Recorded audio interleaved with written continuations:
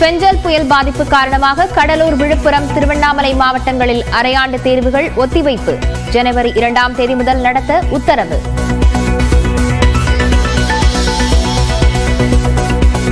மீட்பு பணி தொடர்வதால் விழுப்புரம் மாவட்டத்தில் இன்றும் பள்ளிகள், கல்லூரிகளுக்கு விடுமுறை. திங்கட்கிழமை முதல் வழக்கம் போல் செயல்படும் எனவும் மாவட்ட ஆட்சியர் பழனி அறிவிப்பு.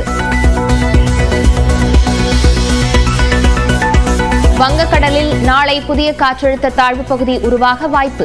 இந்திய வானிலை ஆய்வு மையம் தகவல்.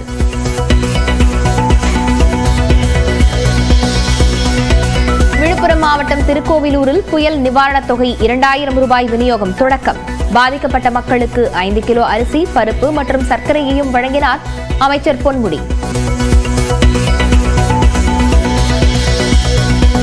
வெள்ளம் பாதித்த பகுதிகளுக்கு திமுக சார்பில் வழங்கப்படும் அரிசியை கொடியசைத்து அனுப்பி வைத்தார் முதலமைச்சர் ஸ்டாலின். வெள்ள நிவாரணத்திற்கு தமது 1 மாத ஊதியத்தையும் வழங்கினார்.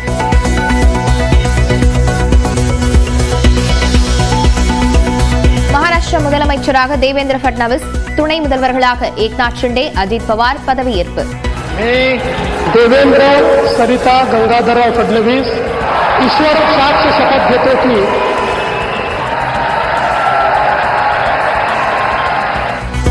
பிரதமர் மோடி, உள்துறை அமைச்சர் அமித்ஷா மற்றும் முகேஷ் அம்பானி உள்ளிட்ட தொழிலதிபர்களும் பங்கேற்பு.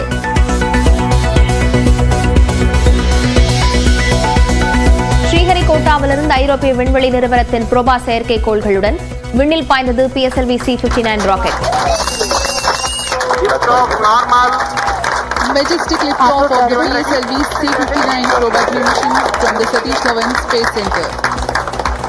வெற்றிகரமாக புவிவட்ட பாதையில் நிலைநிறுத்தப்பட்ட செயற்கைக்கோள்கள் சூரிய ஆராய்ச்சியில் ஈடுபடும்.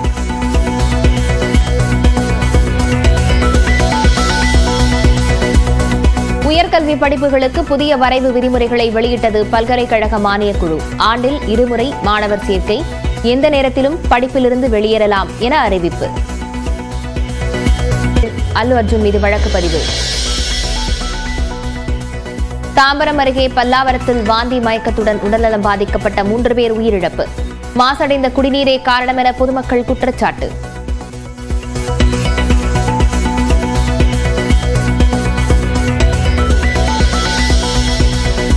குரோம்பேட்டை அரசு மருத்துவமனையில் அனுமதிக்கப்பட்டுள்ளவர்களை சந்தித்து நலம் விசாரித்தார் அமைச்சர் மா சுப்பிரமணியன். பிரேத பரிசோதனைக்கு பிறகே மூவரின் இறப்புக்கான காரணம் குறித்து தெரியவரும் என பேட்டி.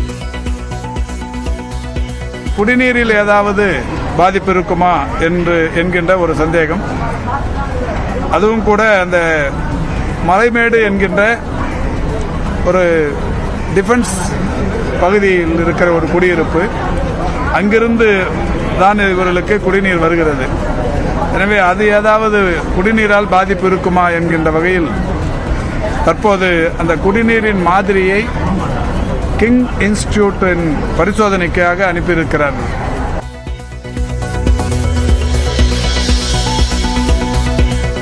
தன்னை ஒரு கருவியாக கொண்டு தமிழக அரசியல் களத்தில் அரசியல் எதிரிகள் காய் நகர்த்த பார்க்கின்றனர். யாதும் உணர்ந்தே இன்று நடைபெறும் அம்பேத்கர் நூல் வெளியீட்டு விழாவை புறக்கணித்ததாக விசிக தலைவர் திருமாவளவன் விளக்கம்.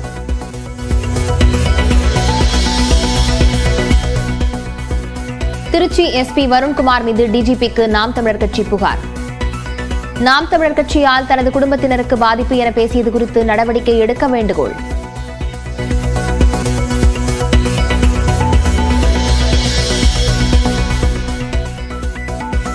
பெஞ்சல் புயல் பாதிப்பால் 2,92,200 ஹெக்டேரில் பயிர்கள் பாதிப்பு.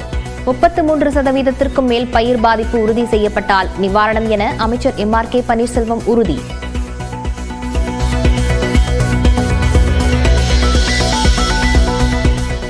அமைச்சர் பொன்முடி மீது சேறு வீசிய விவகாரம், 2 மீது காவல்துறை வழக்கு பதிவு.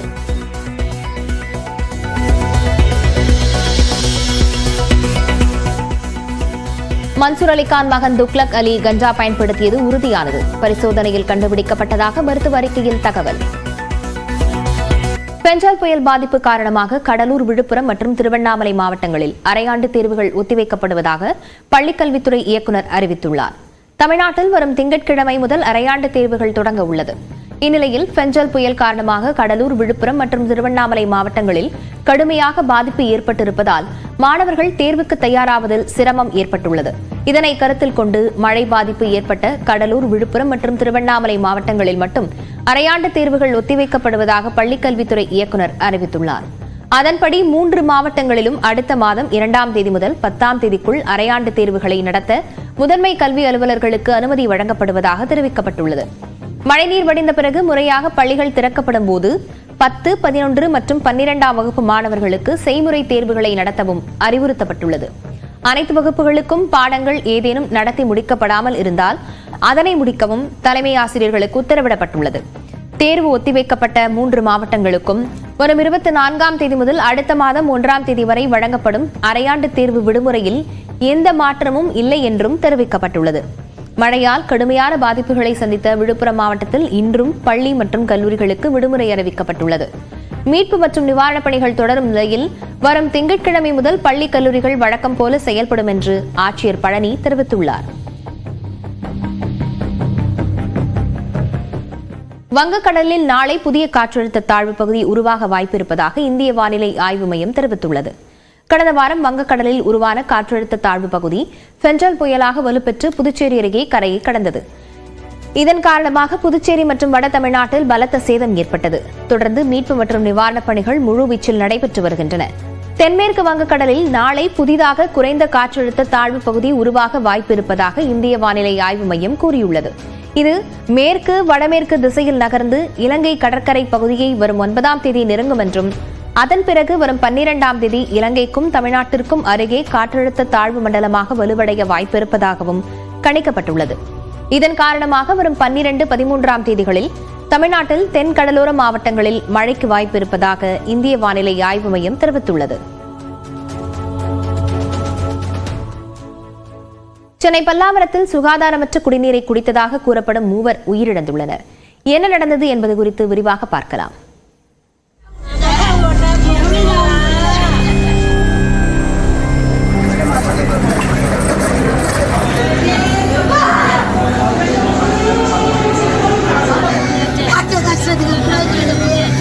வயிற்றுப்போக்கு, வாந்தி உபாதைகளுடன் அடுத்தடுத்து 20ற்கு மேற்பட்டோர் குரோம்பேட்டை அரசு மருத்துவமனையில் நேற்று முன்தினம் இரவு வந்ததால் பரபரப்பு தொற்றிக் கொண்டது.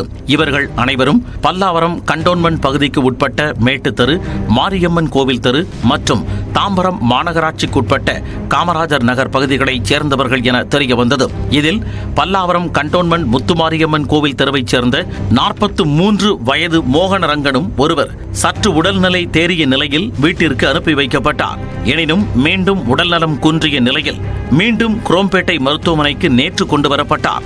அங்கு பரிசோதித்த மருத்துவர்கள் அவர் இறந்துவிட்டதாக தெரிவித்தனர். நேற்று காலையில் எங்களுக்கு எப்பவுமே மார்னிங் 6 o'clock வாட்டர் வரும். ஸ்ட்ரீட் லைன் தான் அவங்க பிடிச்சிக்குவோம்.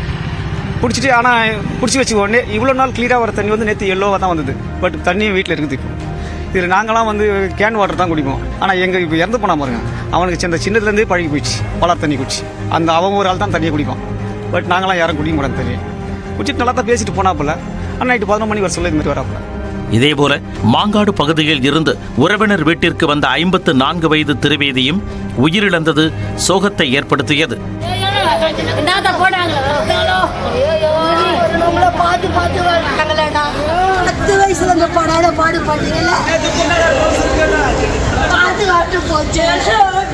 ஏற்கனவே பல நாட்களாக படுத்த படுக்கையாக இருந்த 88 வயதான வரலட்சுமி என்பவரும் உயிரிழந்தார். கற்பகம் என்பவர் சென்னை ராஜீவ்காந்தி அரசு மருத்துவமனையில் மேல் சிகிச்சைக்காக அனுப்பி வைக்கப்பட்டுள்ளார்.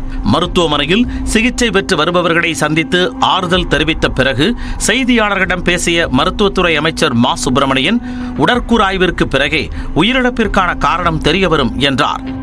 88 வயதான வரலட்சுமி என்பவர் ஏற்கனவே பல நாட்களாக படுத்த படுக்கையாக இருப்பவர்.